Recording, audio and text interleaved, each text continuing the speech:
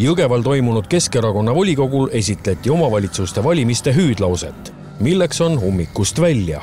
Erakonna esimehe Mihhail Kõlvarti sõnul ilmestab see hetke olukorda riigis, kus ei olda pelgalt kriisis, vaid ollakse omadega ummikus. Kui me oleme kriisis, siis valitsejad peavad aktiivselt pakkuma lahendusi ja ühiskonda mobiliseerima. Täna me seda kahjuks ei näe. Lahendusi ei ole, edasi liikumist ei ole, pigem kriis süveneb. See on ummik ja ummikust tuleb välja pääseda. Sel aastal saavad Yana Toomi sõnul olema valimised erakonnale kindlasti rasked. Pingelised tulevad ja Keskerakonna jaoks kahtlemata mõjutakse uues formaadis, kuna see on avalik saladus, meil valimiskampaaniaks raha ei ole, nii et me üritame siis lihtsalt inimestega suhelda.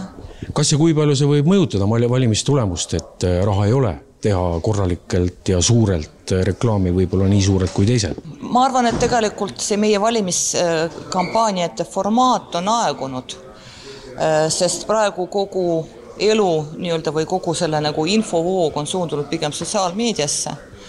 Et enam nii palju ei loe, kui suured pildid on seintel üles pandud. Nii et vaatame. Ma ütlen veel kord, ma olen optimistlik, sest ma arvan, et kui ma vaatan Tallinnat, ma kandideerin ise ka Tallinnas. Et võita valimised on vaja 3 olulist komponenti. Üks on raha, sest ma juba rääkisin, sellega on asi hapu. Teine on valijate usaldus. Meil on 35% juba pikki kuid.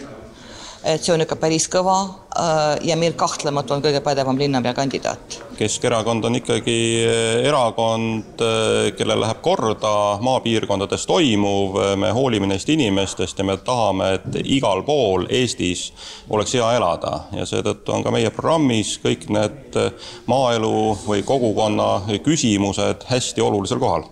Muidugi on Mihhail Kõlvarti eesmärk Tallinnas valimised võita. Meil Tallinnas on kõige suurem toetus ja ma arvan, et see oleks õige ja õiglane, et Keskerakond tuleks võimule tagasi.